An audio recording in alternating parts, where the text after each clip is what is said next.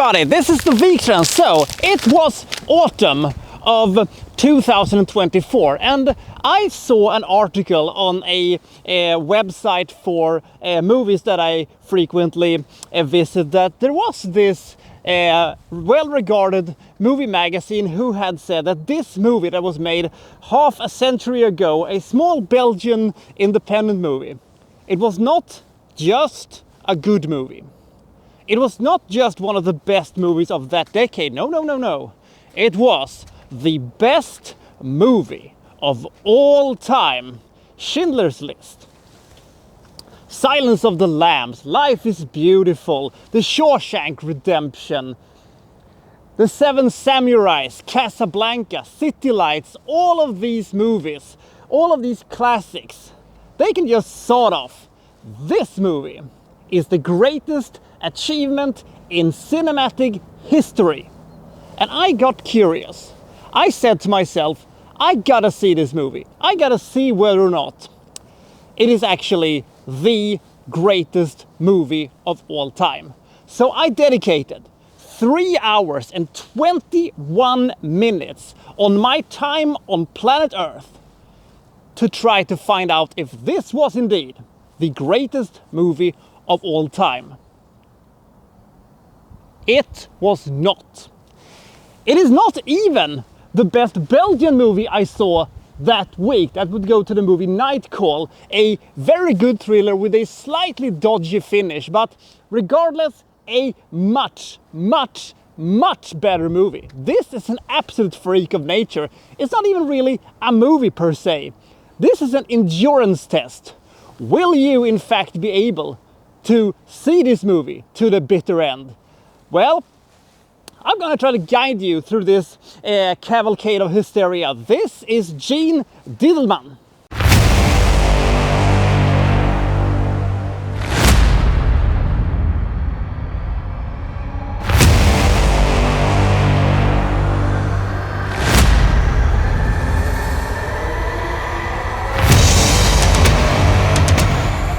So Jeanne Dielman in Brussels, she has been a widow for the past 6 years, and she spends her day, preparing meals, clean her house,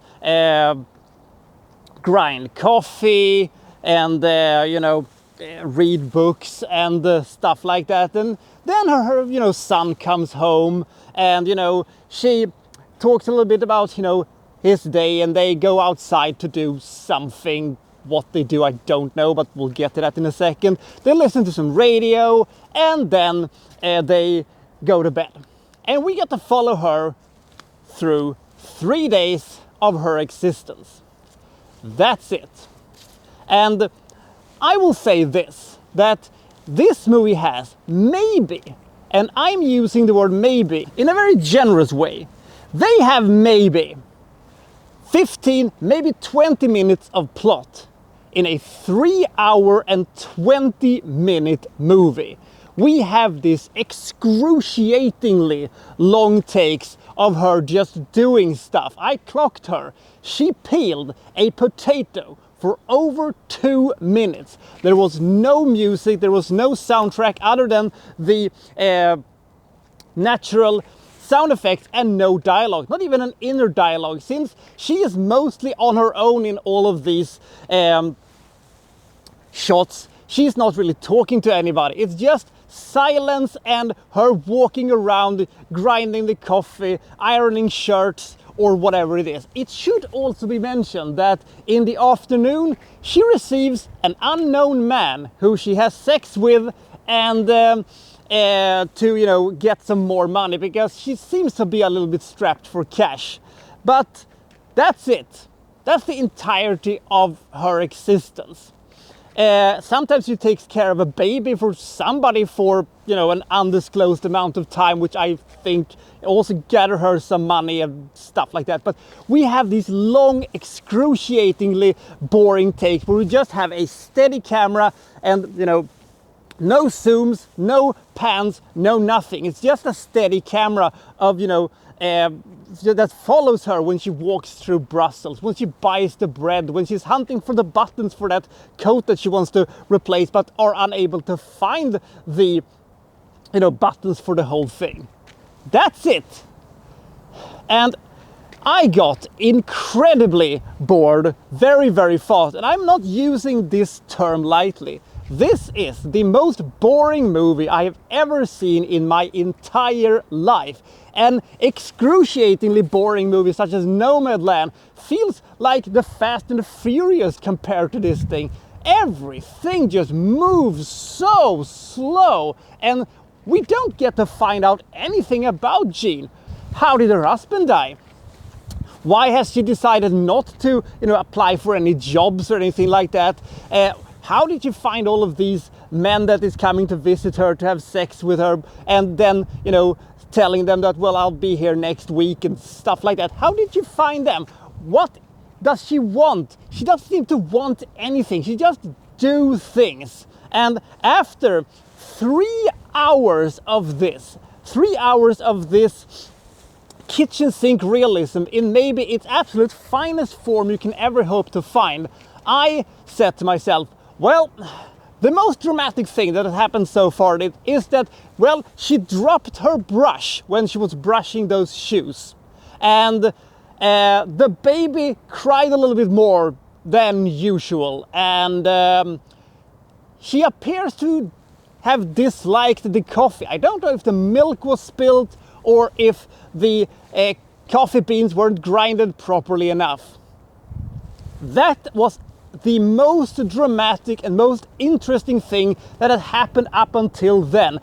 Sure, there was, these sequences where she has, some longer dialogues with her son about stuff, but it doesn't seem to go anywhere either. And I said to myself, please do something, please do anything, make that camera at least move. If it would move an inch, it would be like, that sequence in Jaws when Steven Spielberg is zooming and, panning in on Richard Dreyfuss' face at the beach when the shark attacks. Please do something, anything, I beg you.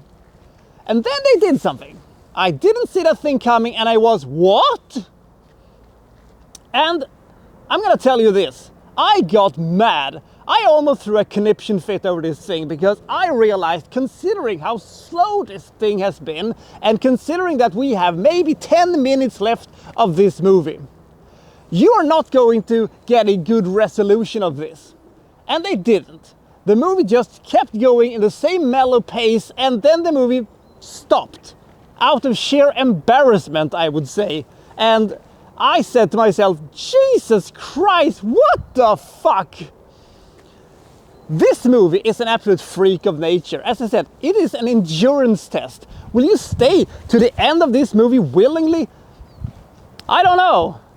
It is like watching a home movie of someone's boring mom doing boring mom stuff for 3 hours and 20 minutes. And then the movie just decides to end.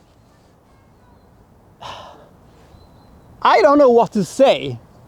This is so horrendously bad that I don't know who is ribbing who in this case. Who is pulling whose leg? Is it, the director said, I'm going to make the most boring movie and I'm going to pretend that it has some kind of a deeper meaning and everybody's going to believe me and I'm going to laugh at them? Or was it the, magazine that said, oh, we're going to say, that this is the greatest thing of all time and everybody's going to have to agree with us because we are a trustworthy movie magazine or anything like that. I don't know who is trying to bullshit who in this case. This was horrible.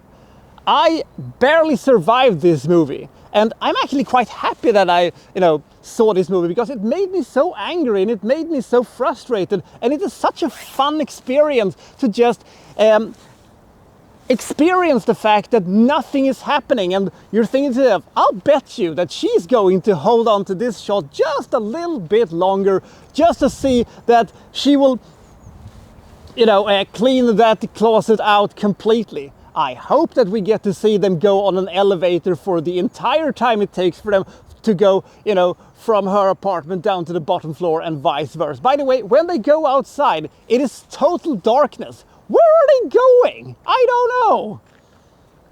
Jesus Christ. It is a movie that you will not forget if you make the dumb decision of actually watching this movie. Because you're thinking to yourself, well, this couldn't possibly go on any longer, but that is what it is. The first day it takes 40 minutes before it is over. The second day I think it takes 1 hour and 20 minutes or something like that before that thing is over. And you're thinking, what the hell, this is insane. So this is one of these occasions where I'm thinking, well, how do you fix it?